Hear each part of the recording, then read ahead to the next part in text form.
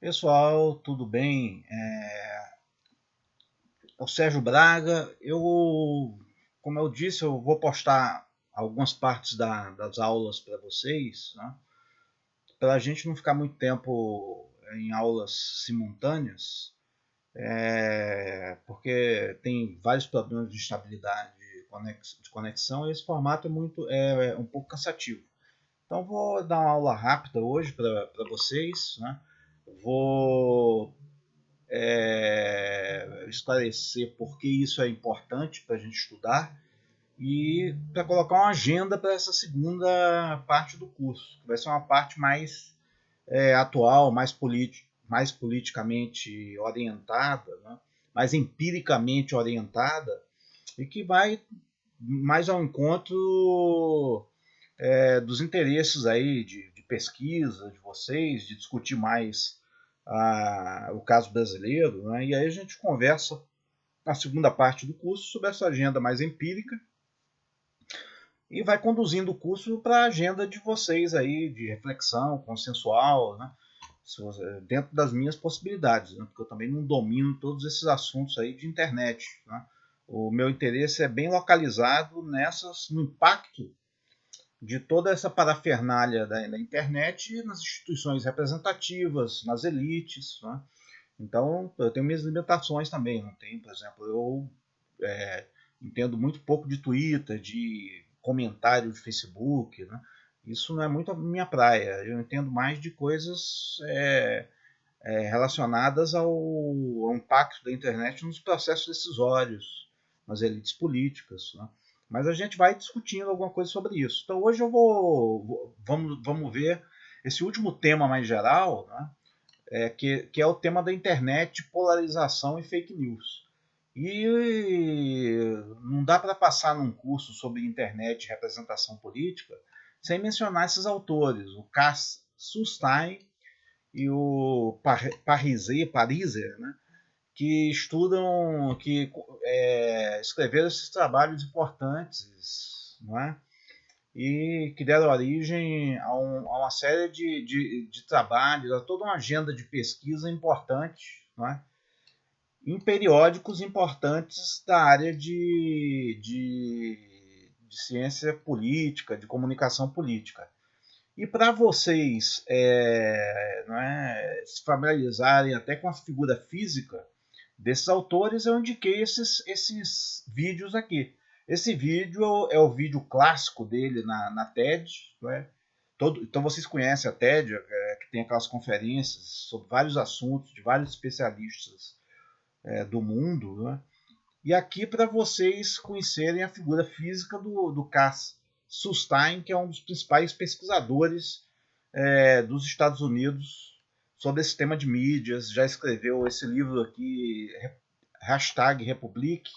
É uma reedição de uma reflexão que ele vem empreendendo desde o início do século sobre os riscos da internet para o processo político. Não veio, ele já reflete sobre isso há algum tempo. Então, por que a gente vai estudar isso para os nossos fins? Né? É justamente isso que eu vou responder nessa primeira parte da aula. Na segunda parte, que vai ser amanhã, eu vou comentar o trabalho de vocês e falar sobre a tese da Tatiana, que é uma versão atualizada toda essa discussão que a gente está tendo aqui. Então a gente vai ver aqui, não é, hoje, o sumário vai ser recapitular essas ideias básicas, por que estudar fake news, filtros bolhas e polarização, um curso sobre novas mídias e representação política. Né? Porque isso aqui no nosso curso, esse não é um objeto central do nosso curso. Né? Isso aí é importante, a gente vai ver que isso é importante, mas não é o tema central. É que existe, para a gente entrar nesse tema da representação política, a gente está vendo uma série de conceitos de suporte. Ideias básicas do Sustain, do Pariser e da Tatiana Souza, que a gente vai discutir amanhã com base no trabalho de vocês. E vamos seguir mais ou menos esse roteiro aqui, né? Principais teses da aula, ou proposições, achados e contribuições, e pontos fortes e pontos fracos. Depois vamos fazer uma problematização breve a gente pode retomar amanhã. E eu vou fazer isso de maneira muito breve para não me estender. Então, eu vou passar rapidamente aqui nos slides e a gente retoma alguma coisa amanhã, para não ficar uma aula muito extensa. Então, primeiro, respondendo a pergunta, para que estudar fake news, polarização, e todos esses conceitos aí que a gente vai ver nessa primeira parte? É justamente porque nos textos que a gente viu antes, tanto da Pippa Norris, né, quanto da Leston Bandeira, o ambiente, uma ideia central desses textos é que o ambiente informacional, o ambiente é, tecnológico e comunicacional afeta no desempenho das instituições políticas, mediadas pelo comportamento dos cidadãos. É justamente essa ideia central do sistema político virtual. Não é? Então, essa ideia é uma ideia complexa, não é uma ideia simples, só botar uns esqueminhas aí, não. Né? E sair enumerando toda uma agenda de pesquisa sobre isso. Mas essa ideia fundamental de que o ambiente informacional, o ecossistema informacional afeta o desempenho das instituições políticas, intermediado pelo efeito que isso tem no comportamento das atitudes dos cidadãos. Então, afeta os grupos de interesse, os movimentos sociais, afeta a mídia, o contexto de mídia, afeta os partidos políticos, os órgãos executivos, os órgãos governamentais, o parlamento, como a gente começou a ver na próxima aula, até mesmo o judiciário. Né? E tudo isso contribui para esse resultado. Então, por isso que é importante. O ambiente informacional afeta o sistema político. Não é? Então, a gente vai desenvolver essa ideia hoje. E aqui a mesma coisa. Né? Essa outra ideia aí da Leston Bandeira, que os processos de comunicação, de disseminação da informação, de gerenciamento da informação, junto com outros fatores, afeta o desempenho das funções do parlamento. Então você tem um monte de coisa aí que está envolvida no desempenho dos sistemas políticos contemporâneos e das instituições representativas. E a gente vai ver vários exemplos disso aí ao longo do curso. É isso que a gente vai estudar. A gente vai ver uma agenda de pesquisa e de reflexão a partir dessa ideia central. Por isso que é importante você ter uma visão sistêmica, não é? Desses processos, e não uma visão isolada, senão a gente vai ficar no varejo, fazendo estudos fragmentados, sem chegar a nenhuma ideia central. Vai reproduzir essa fragmentação que nos é ofertada pela internet. Então, tem algumas noções-chave aqui que eu vou mencionar sempre no curso, a gente vai voltar, mas não vai dar para a gente aprofundar, infelizmente. Né? Que é o conceito de sistema híbrido, que é um conceito do Chadwick. Tem muita coisa aí na internet, esse livro aí está disponível por aí. Esse conceito de political turbulence, né, que a gente já mencionei aqui, da Helen Margetts, que quando vocês tiverem tempo, oportunidades, né, vocês procurem ler esse livro, que são livros muito importantes. O Chadwick, que é um autor que trabalha mais com eleições, que fez uma análise das eleições do Trump, a gente vai voltar no curso várias vezes. Mas a Helen Margetts vai voltar menos porque o problema dela é administração pública, ação social, né? Então não vai aprofundar muito nela, mas é um autor importante também. E esse conceito de plataformização das instituições políticas e do capitalismo informacional. Então, o sistema político virtual, antigamente você só tinha web, né? A grande novidade da internet até 2005, 2006 mais ou menos foi a web. Agora já não é mais a web, não é só apenas. Você tem lá um sistema informacional muito mais complexo, com mídias digitais, né? Com WhatsApp, com várias tecnologias aí que né, procuram, que repercutem no processo político. Né? E mais ou menos perpassando tudo isso está o Big Data. Né?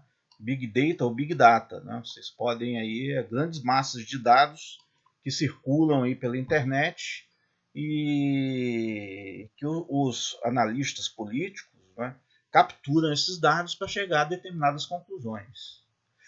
Então a gente viu, né, também junto, então isso, né, esses fenômenos da fake news, da desinformação, né, junto com o fenômeno do Big Data e aqueles fenômenos da democracia monitorada que a gente viu na aula passada, tudo isso impacta no funcionamento das instituições representativas. Essa é a ideia central. Né? Então você tem uma agenda aí de pesquisa muito grande. Então o ambiente ou contexto digital e tecnológico afeta o uso das tecnologias digitais pelos atores políticos e isso nos leva para vários debates. Isso abre uma agenda de debates muito grande. Digital divide, né? A gente nas universidades debatendo isso aí tem uma reação muito grande ao implantação, por exemplo, de ensino remoto emergencial, porque alega-se a exclusão digital. Né? Então, por isso, a universidade está debatendo isso há meses para tentar implementar experiências de ensino remoto emergencial, mas isso é um obstáculo na graduação. Né? De usar recursos tecnológicos, de curso à distância. Isso que eu estou fazendo aqui, de postar aula no YouTube, né? Muita gente acha isso uma heresia, que vai, né, mercantilizar o ensino, esse tipo de coisa. Então você tem um debate sobre isso. Aos poucos as pessoas vão persuadir que não. Né? Essa é uma situação emergencial que não substitui o encontro presencial. A regulamentação da fake news, né? Que é importante principalmente para quem vem do direito aí, né? Então a Luísa aí que deve estar estudando isso aí, depois a gente vai debater, né? Esse Sustain aí é o autor básico, ele é o cara da regulação da internet nos Estados Unidos. Né? Vai lá fazer um doutorado de sanduíche com ele, que ele é o melhor especialista nisso. E ele e esse Persili que a gente viu na aula anterior. São os caras que estão pensando como regular isso. Né? Então, anteriormente, você tinha uma permissividade muito grande em relação a fake news, agora não. A gente está num contexto que a autoridade judicial se convenceu de que é preciso regular nisso. Vão haver abusos, vão haver exageros, é evidente. Né? Mas, por pior que sejam esses exageros, é melhor do que essa permissividade que a gente vai ver aí. Eu vou dar exemplos para vocês ao longo do curso. Esse texto da Tatiana é farto em dar exemplos, essa permissividade de circulação de informações pela internet. Então, desinformação, filtros bolha, algoritmos, o debate do Sérgio Mandeu, tudo aquilo ali conduz para a polarização. Né? Então, a pergunta é, isso conduz ou não à polarização? Né? Então, essa que é a questão central. Então, a gente vai ver isso aí. Eu vou passar rapidamente aqui, depois vocês deem um stop e printem isso no YouTube. Eu vou postar a aula lá na plataforma do Windows Teams, né, para vocês verem essas informações com mais calma. Vou passar aqui rapidamente. Então você tem informações biográficas sobre o Carl Sustain, né, tem um verbete do Wikipedia sobre ele, é um autor importante, vão lá no verbete quem quiser aprofundar, é um professor que vem do direito, ele tem várias outras obras importantes, é um cara politizado, que combate o Trump, escreveu até um livro sobre impeachment, e o grande best-seller dele é a hashtag Republic. Aqui é um autor bastante citado no Google Scholar, né? O texto mais citado dele é esse Nudge. Decisions and Social Order, tem o Twitter também, onde ele, né, divulga as opiniões dele, divulga o trabalho dele, é um autor muito famoso. Contexto da obra com quem dialoga é um desenvolvimento e uma atualização dos estudos anteriores, principalmente desse Republic.com, e o contexto básico da campanha do Trump e da grande polarização que teve nos Estados Unidos. Então, as principais teses, né, são essas aqui. Depois vocês olhem com calma aí. O microdirecionamento e a personalização do conteúdo, minas oportunidades de contato. Né? Casual, que ele chama de serendipity. Né? Serendipity é a casualidade no encontro com as informações. Né? Na internet, você vai entrando cada vez em mais bolhas, né? E vai entrando cada vez mais bolhas, vai ficando isolado, e isso vai reforçando suas convicções, e isso vai gerando a polarização. É isso que ele fornece vários dados para demonstrar isso aí. Né? Então, essa passagem aqui, para encerrar essa primeira parte da aula, né, uma passagem do texto do José Eisenberg, que ele escreveu em 2003, né? Então, que é uma das primeiras edições do texto do livro do Sustain. Ele disse, olha, enfim, para usar uma metáfora sugerida pelo próprio Sustain, a internet e o discurso de soberania do consumidor que acompanham o seu desenvolvimento podem eventualmente desembocar em um cenário no qual cada um de nós, em vez de ler um jornal ou assistir um telejornal, leremos o nosso Daily Me na internet, um diário de notícias totalmente customizado às minhas preferências e que, do ponto de vista republicano, implicaria uma drástica redução do espaço público e de seu vigor enquanto locus de diversidade e de produção de bens de consumo. Então, o José Eisenberg, nesse texto de 2013 Internet, Democracia e República, né, ele sintetiza o argumento do Sustain. Então, aqui é o sumário do livro dele. Né? Então, Daily Me, que ele menciona isso aqui, é um diário individual seu. Cita uma série de trabalhos sobre polarização, cibercascata, né? A forma como se dissemina a informação na internet, até uma série de propostas de regulamentação e do que fazer em relação a isso. Né? Então, isso é muito importante. Né? A parte do texto, da parte jurídica do texto dele, que a gente não vai aprofundar aqui, mas tem todo um debate sobre isso aí. A gente pode até discutir mais na frente em outras partes do curso. Né? O que está rolando aí no judiciário, a Luísa pode trazer uma discussão sobre isso, que é uma parte muito importante. Eu mesmo participei de vários seminários aí no Comitê Gestor, depois eu passo para vocês lá o sumário das reuniões lá que a gente participou, né, numa mesa do aquário e tal.